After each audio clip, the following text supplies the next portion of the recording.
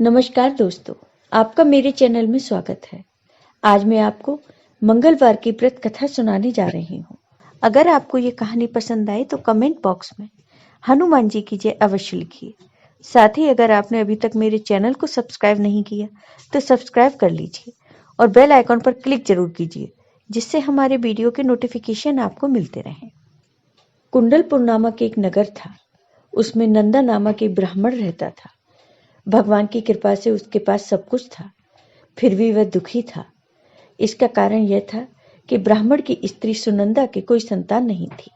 सुनंदा पतिव्रता थी, भक्ति पूर्वक श्री हनुमान जी की आराधना किया करती थी। मंगलवार के दिन व्रत करके अंत में भोजन बनाकर हनुमान जी का भोग लगाने के बाद स्वयं भोजन करती थी। एक बार मंगलवार के दिन ब्राह्मणी गृह कार्य की अधिकता के कारण हनुमान जी को भोग न लगा सकी, तो इस पर उसे बहुत दुख हुआ। उसने कुछ भी नहीं खाया और अपने मन में प्रण किया कि अब तो अगले मंगलवार को ही हनुमान जी का भोग लगाकर अन्न जल ग्रहण करूंगी। ब्राह्मणी प्रतिदिन भोजन बनाती, श्रद्धा पूर्वक पति को खिलाती, परंतु स्वयं भोजन नहीं करती और मन ही मन श्री हनुमान जी की आराधना करती थी। इस प्रकार 6 दिन गुजर गए और ब्राह्मणी अपने निश्चय के अनुसार भूखी प्यासी निराहार रही। अगले मंगलवार को ब्राह्मणी प्रातःकाल ही बेहोश होकर गिर पड़ी। ब्राह्मणी की इस असीम भक्ति के प्रभाव से हनुमान जी बहुत प्रसन्न हुए और प्रकट होकर बोले, हे पुत्री, मैं तेरी भक्ति से बहुत प्रसन्न हूँ, तुम उठो और वर मांगो। तब ब्राह्मणी अपने आराध्य देव श्री हनुमान जी को देखकर आनंद की अधिकता से विह्वल हो श्री हनुमान जी के चरणों में गिरकर बोली, हे प्रभु, मेरे कोई संतान नहीं है, कृपा करके मुझे संतान प्राप्ति का आशीर्वाद दें, आपकी अति कृपा होगी।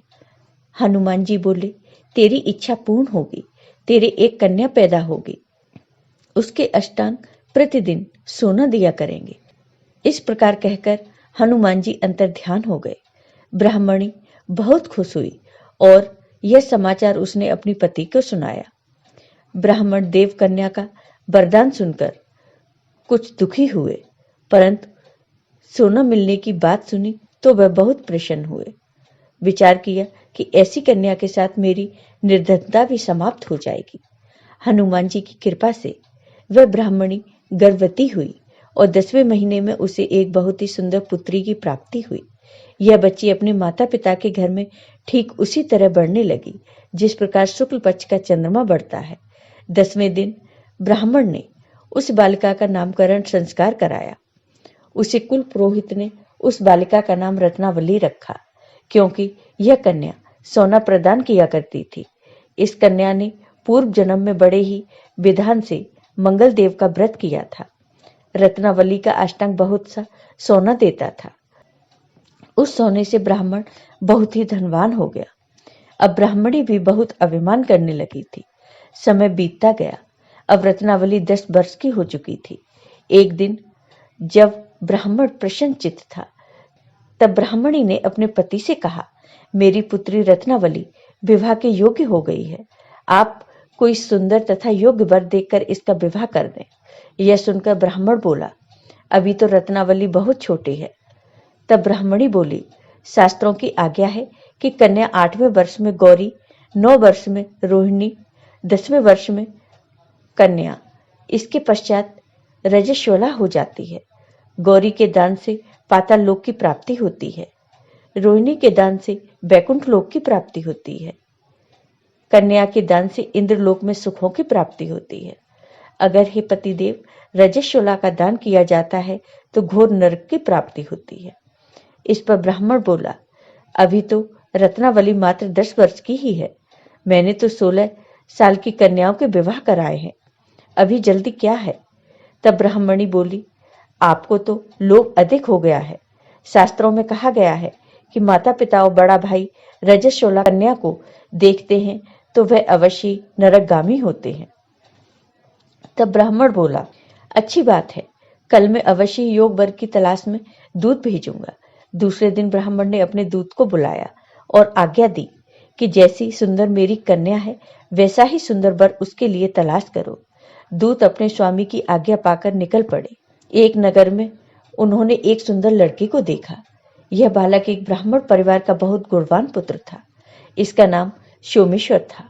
दूत ने इस सुंदर व गुणवान ब्राह्मण पुत्र के बारे में अपने स्वामी को बताया।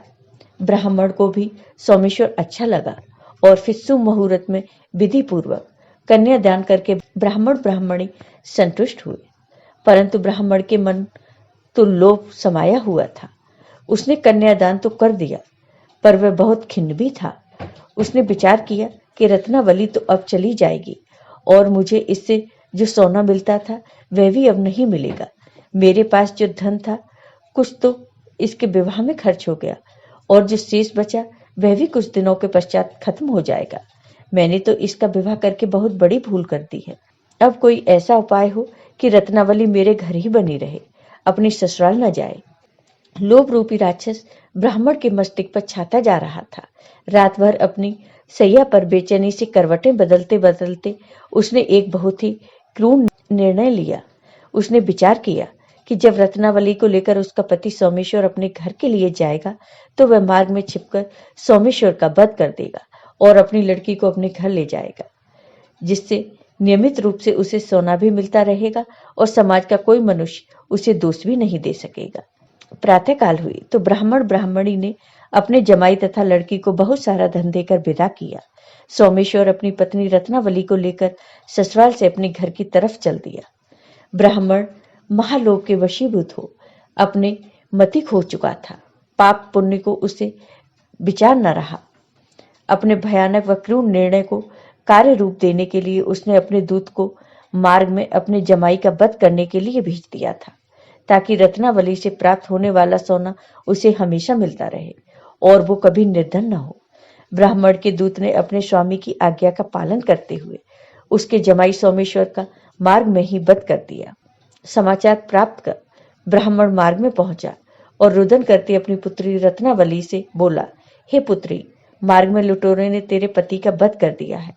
भगवान की इच्छा के आगे किसी का कोई वश नहीं है। अब तू घर चल, वहां पर ही रहकर शेष जीवन व्यतीत करना। जो भाग्य में लिखा है वही होगा। अपने पति की अकाल मृत्यु से रत्नावली बहुत दुखी हुई। करुण रुदन करते हुए अपने पिता से बोली, हे पिताजी, इस संसार में जिस स्त्री का पति नहीं है उसका जीना व्यर्थ है। मैं अपने पति के साथ ही अपने शरीर को जला दूंगी और सती होकर अपने इस जन्म को माता पिता के नाम को तथा सास ससुर के यश को सार्थक करूंगी। ब्राह्मण अपनी पुत्री रत्नावली के वचनों को सुनकर बहुत दुखी हुआ और विचार करने लगा, मैंने व्यर्थ ही जमाई वध का पाप अपने सिर ले लिया। रत्नावली तो उसके पीछे अपने प्राण तक देने को तैयार है। मेरे तो दोनों तरफ से मरण हो गया। धन तो अब मिलेगा नहीं। जमाई वध के पाप के फलस्वरूप यम यातना भी भुगतनी पड़ेगी। यह सोचकर वह बहुत खिन्न हुआ। सोमेश्वर की चिता बनाई गई। रत्नावली सती होने की इच्छा से अपने पति का सिर अपनी गोद में रखकर चिता में बैठ गई। जैसे ही सोमेश्वर की चिता को अग्नि लगाई, वैसे ही प्रसन्न होकर मंगलदेव वहां प्रकट हुए और बोले, हे रत्नावली, मैं तेरे पति भक्ति से बहुत प्रसन्न हूँ, तू वर मांग। रत्नावली ने अपने पति का जीवन दान मांगा। तब मंगलदेव बोले, रत्नावली, तेरा पति अजर अमर है, यह महाविद्वान भी होगा और इसके अतिरिक्त तेरी जो इच्छा हो वर मांग ले।